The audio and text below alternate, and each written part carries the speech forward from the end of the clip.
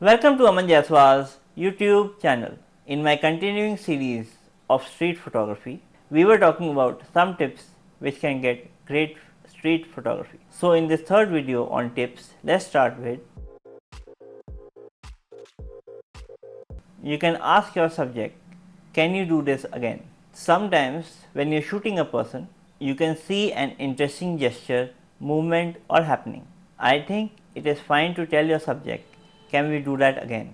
For example, when I was shooting this man, started to do an interesting gesture, can you repeat that again for me? Please keep on doing it so that I can take some interesting photographs. Ended up making very interesting photographs. All of these photographs look candid but were actually taken with her permission. The next technique is called the fishing technique. But just like fishing, when you put a net in the ocean, you have to wait for the fish to come into the net. This type of photography is a very interesting type of photography. Here, like a fishing net, we identify a very interesting background and wait for the subject to enter the frame. So we can have either an interesting background or an interesting billboard, and you can wait for your subject to come and interact with the background. This helps you create some very interesting photographs, but for this you need to have the skill and patience to take them. The next tip is to shoot head on.